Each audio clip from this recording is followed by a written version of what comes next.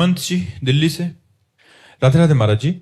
महाराज जी, संसार में व्यक्ति सुखी कैसे रह सकता है? अरे बहुत बढ़िया उपाय, मनुष्य जन्म मिला, खूब भजन करो, देखो सुखी रहोगे।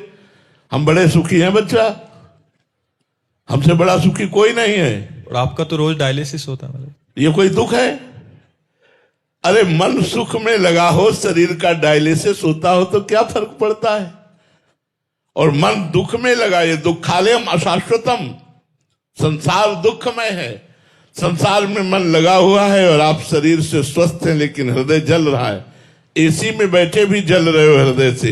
ईर्ष्या, द्वेष, राग, काम, क्रोध, भय, चिंता, शोक, मोह, यहां कुछ चिंता नहीं। चाह गई, चिंता गई, मनुआ बेपरवाह, और जिनको कछु न चाहिए वो साहन के साह। हर समय हृदय में परमानंद की बाढ़ रहती है। ये हम भगवान के बल से कहते हैं, नहीं अपने हृदय की बात नहीं कही जाती। जैसे किसी नवीन लड़के को उसके मनोयोग मित्र मिल जाए तो कैसा फूला घूमेगा, उससे करोड़ों गुना हमारे हृदय में आनंद की उफान आती रहती है। इसलिए इडनी किडनी ये सब कुछ नहीं, एकदम आनंद मस्त एकदम हम रहते हैं। अभी प्राण निकल जाए कोई परवाह नहीं है, चाहे जितना कष्ट तो रहता है। हम इस होश में नहीं रहते। जहां तुम होश में रहते हो वहां हम बेहोश रहते हो, जहां हम होश में रहते हो वहां तुम बेहोश हो। इसलिए हमें कोई फर्क नहीं पड़ता। सच्ची मानो यार, अगर सुखी होना है तो भगवान की शरण में होकर भजन करना सीख जाओ यार। महाराज जी, आपको बिल्कुल टेंशन नहीं होती? किसी के घर में 4-5 जने होते हैं, आपके तो ऐसे शरणागत जो आपके आश्रित हैं, तो आपका कोई चिंता नहीं? कोई पाई भर की चिंता नहीं, खूब मौज मस्त रहते हैं, हमें कोई चिंता नहीं। हमें ये भी विश्वास है कि हमारे बाहरी व्यवहार का भी भरण पोषण मेरे ठाकुर जी कर रहे हैं।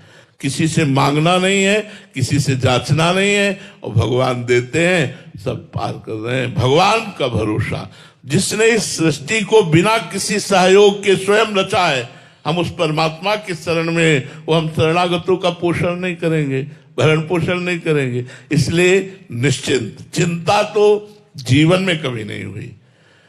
हाँ, ये एक चिंता हमारे जीवन में आई थी, जब किडनी फेल हुई तब ये चिंता हुई कि कहीं मुझे अधिक पीड़ा से पीड़ित देखकर लोग मुझे वृंदावन से बाहर न ले जाए। इस बात से परेशान हो गया था कि हे प्रभु, कहीं ऐसा ना हो कि अधिक पीड़ा हो और मैं बेहोश हूं और लोग मुझे दिल्ली, कलकत्ता, बंबई ले जाए। तो भगवान ने व्यवस्था, वो भय भी खत्म कर दिया। वृंदावन छूटने का डर था कि कहीं किडनी अपना स्वरूप ऐसा ना प्रकट कर दे कि लोग मुझे वृंदावन से बाहर ले। और आज तक कोई चिंता नहीं, भगवान निश्चिंत किए हुए हैं, सब कुछ चल रहा है, सब आनंद में चल रहा है, कोई चिंता नहीं। अन मांगे आगे आवेगो, जीव पर लागे पल को। बिना मांगे सारी व्यवस्थाएं भगवान पूर्ण कर रहे हैं। अब आप सोचो कि आप गृहस्थ हो, आप तो बाबा जी हो, आपका चल रहा है, नहीं।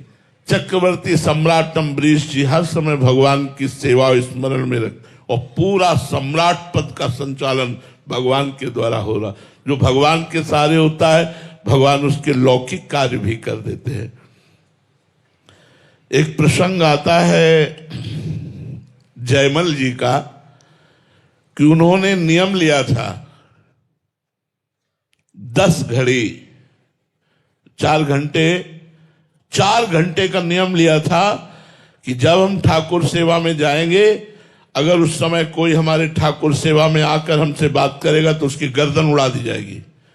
मतलब इतना एकांत ठाकुर सेवा हो कि कोई हमें विक्षेप न पहुंचावे। ये बात जब विरोधी राजाओं को पता चली, जयमल जी बड़े बलवान राजा थे और वो उस समय पूजा में होंगे, 4 घंटे निकलेंगे नहीं, तो विरोधी राजाओं ने उसी 4 घंटे में आक्रमण करने का निश्चय किया कि जब राजा अपनी पूजा गृह में चले जाएं तो आसपास से उनके राज्य को घेर करके और उसको अपने कब्जे में कर लिया जाए। बाद में राजा को बंदी बना लेंगे। जब सेना परास्त तो राजा बंदी तो बन ही जाएगा। घेर लिया। गुप्तचरों ने तुरंत सूचना दी कि नगर को घेरा जा रहा है, चारों तरफ से आक्रमणकारी सेना आक्रमण के लिए उतारू है। आदेश मिले तो हम उनके साथ युद्ध करें, बिना राजा के आदेश के युद्ध कैसे हो सकता है। अब सेनापति परेशान, सब परेशान कि जो जाएगा पहला होगा कि उसकी गर्दन उतार दी जाएगी। अब उन्होंने अपनी परेशानी राजमाता से कही कि शायद है कि आपके ऊपर वो क्रोध ना करेंगे, आप माता हैं, आप जाकर केवल इतना आदेश ले आइए कि हां आक्रमण करो, बस, फिर हम देख लेंगे। फिर तो बलवान सेना थी, वो वहां गई तो इतनी तन्मयता से ठाकुर सेवा में लगे थे कि उनकी हिम्मत नहीं पड़ रही थी कुछ कहे। काफी समय व्यतीत होने के बाद कहा बेटा, तो उन्होंने पीछे मुड़कर देखा,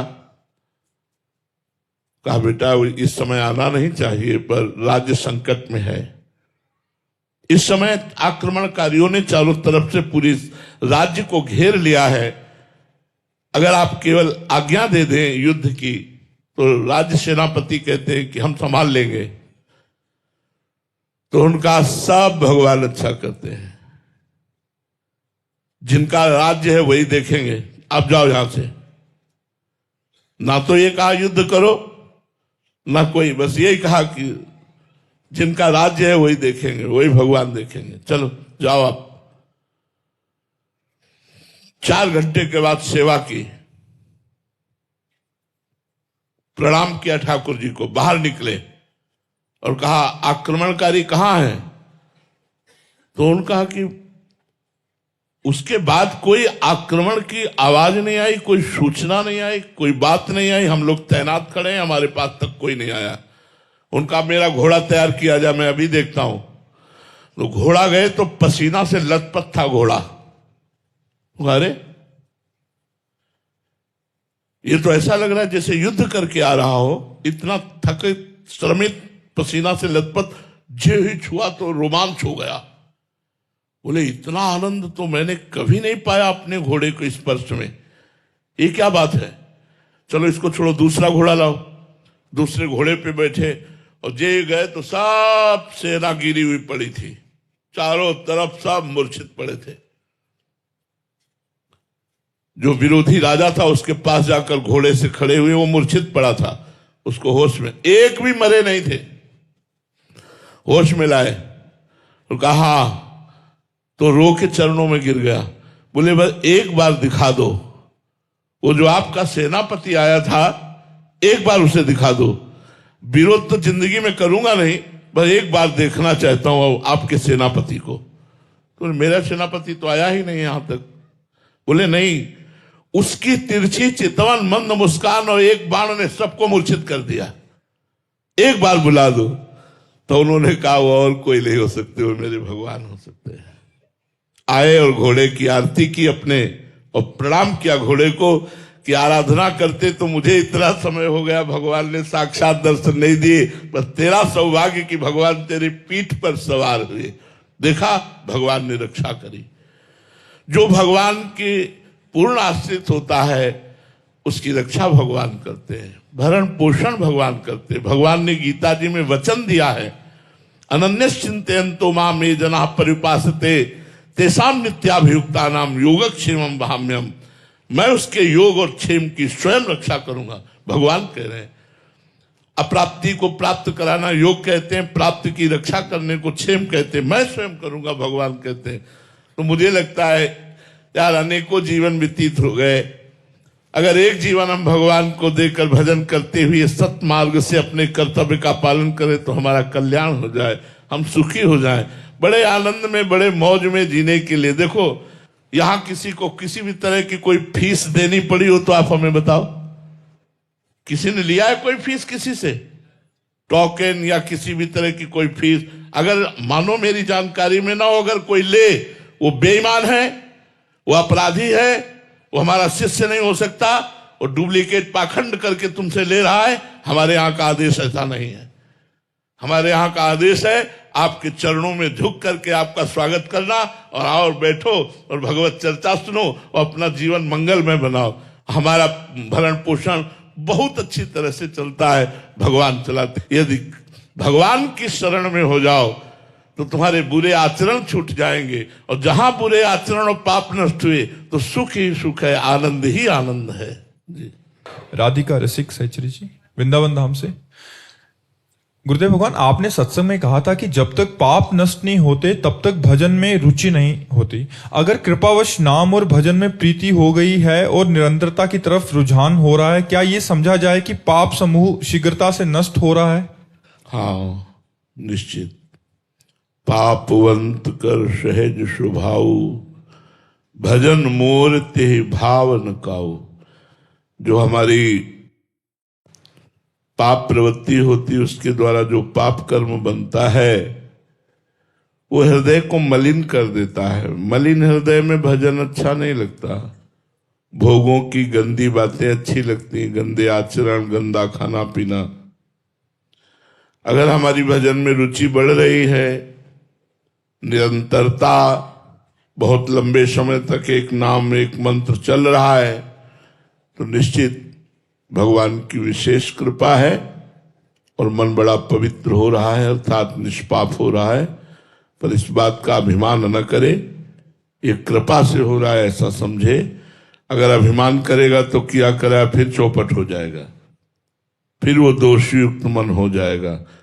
अभिमान ठीक नहीं है कि मैं निष्पाप हो रहा हूं, ऐसा नहीं सोचना है। मैं तो पतित हूं, लेकिन पतित पावन भगवान की शरण में हूं, इसलिए मैं पावन हूं। नहीं तो वैसे तो मैं नीच अधम हूं। इंद्रिय, मन, बुद्धि, चित्त, हम ये सब प्रभु में लग रहे हैं, इसका मतलब प्रभु की हमारे ऊपर कृपा है, ऐसा सोचना चाहिए।